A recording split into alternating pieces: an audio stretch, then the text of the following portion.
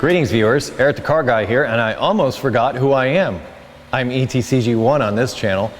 Here on ETCG1 we talk about stuff, we don't do repair videos, so if you're looking for repair videos, head down to the description, follow the link to my Eric the Car Guy channel, and watch all the repair videos you like. If you want to stick around and join in the conversation, I welcome you to do so. Hey, how are you? Today's topic, failed tools, or what happens when tools fail. I'm not exactly sure how it will come out, but that's basically the general gist. You got a tool, it breaks, it's not working correctly, and you might end up pulling out what's left of your hair to figure out what the heck the deal is. And I have recently gone through this very experience. Behind me you might hear a little bit of noise. That's my vacuum pump running. I'm vacuuming down the AC system in this 1997 Acura TL, which I just replaced the blower motor in. In doing that, I have to remove the entire HVAC assemblies and I have to disconnect the AC when I do that. Now, the blower was not working when this car came in, but I believe the AC was. So even though the air wasn't moving through the HVAC system, it still possessed a charge and everything. So, all right, I assumed it worked. So I go through the process of replacing the blower motor, and while I'm in there, it just so happened I had an expansion valve that I purchased for my Acura Vigor that didn't fit, that actually fits this car. So I also installed a brand new expansion valve in this car at the same time. Well, when I'm all done, and everything went pretty well. The car came apart well, went together well. In fact, a recent video I talked about how I'd just done this job on my Acura Vigor not a few weeks before. So it was kind of very familiar territory for me, so the job went very smoothly. Up until I went to charge the AC system. Was vacuuming it down the same way that I did here, and then when I went to charge the system, it wouldn't charge. In fact, the pressures were all weird. And this is my old set of HVAC gauges, and I got these from Harbor Freight about maybe 2, maybe 3 years ago, I'm not sure. I've had them for a little while, but they're not that old and they're not that used. Well, it turns out this gauge set is bad, and I know this because, as I said, I wasn't able to charge this car up. And quite literally, I took the new expansion valve off, which is not an easy task. You can actually still do it while everything's still in the car, thankfully. Took the new expansion valve off, and the reason I did this is because that Accord that I worked on a little bit ago, that we talked about the distributor and things in another video, that car got an evaporator, and at the same time, it also got a brand new expansion valve, but that expansion valve was an aftermarket expansion valve. I went to charge that system, and it charged up fine, but it wouldn't cool at all, hardly. And the pressures were all wrong. I mean, the low side was way too high. It wasn't really doing anything. It wasn't doing what AC systems should be doing. Switched it back to the original expansion valve, and I just replaced the evaporator was what was leaking on that Accord. And I replaced the expansion valve just as a preventative measure. I've got it in my hand pretty much, and I have to take it off anyway, so why not renew the whole system and not have to deal with it again? Well, turns out it was faulty. So I had to take the evaporator back out of the dash, install the old expansion valve back on there, put it all back together, and it worked great. So here I am with my very next AC job with this, and this gauge set is not working. It's not charging the system. It's not allowing anything to go in. It's just not working right. And it's driving me crazy because it's leading me to think that this car actually had a bad AC compressor, because that's the thing that pretty much circulates all the refrigerant through the system and is responsible for that. And that's a pretty expensive hit. I think on this car, I think I found one for $500-600. I don't remember exactly how much it was, but I have to call the customer after telling them about all the work that I had to do in order to replace the blower motor, and those blower motors don't come cheap, and say, hey, I need to spend another $600 on an air compressor, or an AC compressor, I should say. I was not really happy to make that phone call, but I'll be more than happy to make the phone call today because, like I said, I found out these were bad. So how did I find out they were bad? Well, yesterday I brought, my wife's going on a trip with our van, the Odyssey. You've seen in other videos. The AC in that car is working fine. So I hooked these gauges up, and I just tried to put just a little bit of a charge to top things off, and it wasn't going in. At that point, I knew that my problem was my gauge set, and it didn't have anything to do with this car or the evaporator or anything, or the AC compressor or anything like that. So my tool failed me. But I literally spent about almost 3 hours trying to figure that out, thinking it was a problem with that new expansion valve, partly because of my experience just before with the car prior. Although the expansion valve that I installed in this was an original equipment expansion valve. It was an actual Honda part. So it should have been good. Well, like I said, all that time chasing my tail only to find out I've got a bad tool. It's not the first time this has happened. And this is something that we deal with in repair. And I'm wondering if some of you have dealt with similar issues in that, especially with diagnostic equipment, you begin to doubt your readings. I mean, you're seeing the evidence and you're seeing what's there, but I think it's experience that takes you to that next level. So you start out and you get false readings like I did on my gauge set. And you start scratching your head thinking of possible causes. Like me, I came to the conclusion after ripping the expansion valve out of this thing 2 different times and swapping it over that, okay, it's got to be the compressor. You know, because I would just shoot a little bit of a charge in just to see if it would work. I jumped out the connector for the pressure switch just to see if it would run.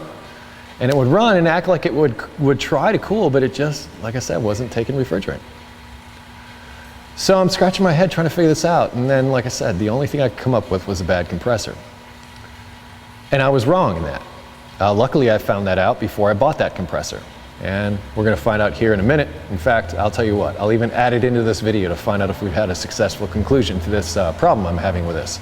So in a way, you're going to get a little bit of repair in an ETCG1 video. Ooh, lucky you. But say you got a piece of diagnostic equipment, maybe a DVOM or a scan tool that's, maybe there's a software glitch or something and it's not giving you the proper readings. How do you know whether it's that scan tool equipment or perhaps an ECU problem or a wiring problem or a connector problem or some problem someplace else other than your tool? The last thing you want to suspect is your tools. Now, this brings me to another point that I wanted to talk to in this video, which was the quality of your tools. That is a Harbor Freight gauge set. Had I gone for a better gauge set, I bet you I wouldn't have had another problem. Although, hanging over there on that car is once again another Harbor Freight set. It was the easiest solution. It was a Sunday. Easiest solution I could come up with on short notice. However, I will be looking into a different gauge set of a higher quality. Don't know what I'm going to do with these, but the last thing I want to do is be chasing my tail for 3 hours and possibly unnecessarily charging a customer for a part they don't need because my equipment is faulty. As I was beginning to say, experience is the thing that led me to this. And also a little bit more testing because it just didn't act right. I mean, I've done lots of AC work in my career and I've never seen anything like I've seen like this. And also, like I said, coming off a recent issue with a part being faulty, you know, my head's going in all different directions. It was really tough to try to nail this one down and say, definitively, I found the problem. So, quality tools, they are important and they will have your back, for the most part. I'm not saying that. Here's some other examples for you. I have some other broken tools here. This is a snap-on universal socket. It's been broken forever. Snap-on truck doesn't come here, so I have no idea when this will get replaced. But it was one that I used a lot. But if you take a close look at this is worn out. I used this thing for years and years and years. And finally, it let go on me. Kind of to be expected. I mean, it was used and abused for, as I said, years and years. So they were out. But here is a Sonex socket that wasn't as old and not as used. It was used, yes. But once again, catastrophic failure of the part, or the tool, I should say. And lastly, I have another one. These are all broken sockets, by the way. Little flex joint universal Mac tool that has that breakage right there. And that was because I believe I had it at a pretty extreme angle and I went to use it and bam, there it goes. This stuff happens. Tools get old, tools wear out. But when it's like your diagnostic equipment, or in my case, a set of AC gauges, man, that can wreck you. That can wreck you big time because you don't understand whether the readings that you're seeing are the result of something strange going on with the vehicle or something strange going on with your equipment. And that's where you're kind of left on your own to try to figure it out. And sometimes, like me, you'll spend an awful lot of time and effort trying to figure something out when in essence, there was never a problem to begin with, other than your faulty tools. So the problem did not lie within the vehicle, it lied within your diagnostic equipment, your tools, something else. Or something breaks, and something like that universal joint or whatever, you're in the middle of a job, it kind of leaves you hanging. And the funny thing is I would usually break a tool like this, like just after the tool guide left. So normally, working as a technician, there's like a Snap-on truck or a Mack truck or some tool truck, Cornwell, whatever, shows up at your place of employment. Because that's what tool guys know. They drive around these trucks from shop to shop selling their tools. That's how they make a living. So they bring the shop to you.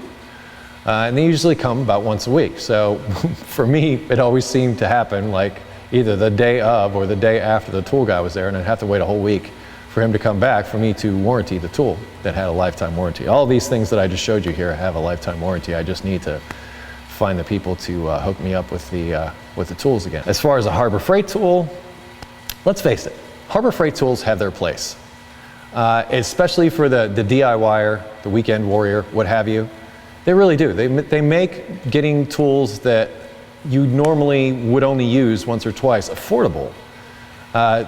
Slide hammer or something, or even like a press or something. You know, just tools like that. My engine hoist is from Harbor Freight.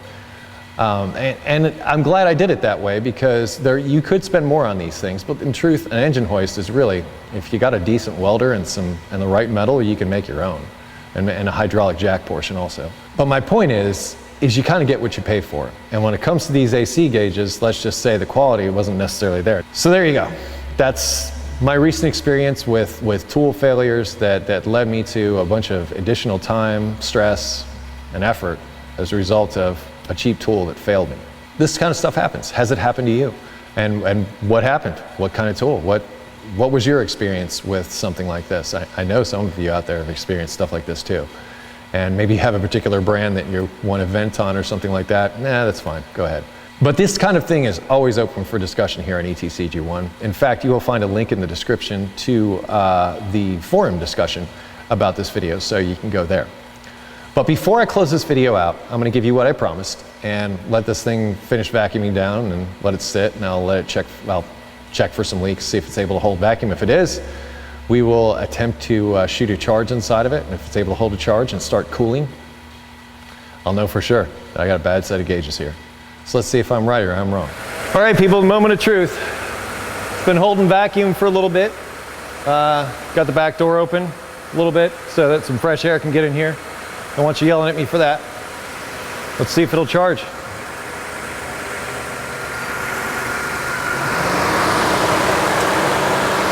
Wouldn't do that before. I couldn't even get this far. Wouldn't turn on, nothing. In fact, the low side pressure gauge pegged high and stayed there.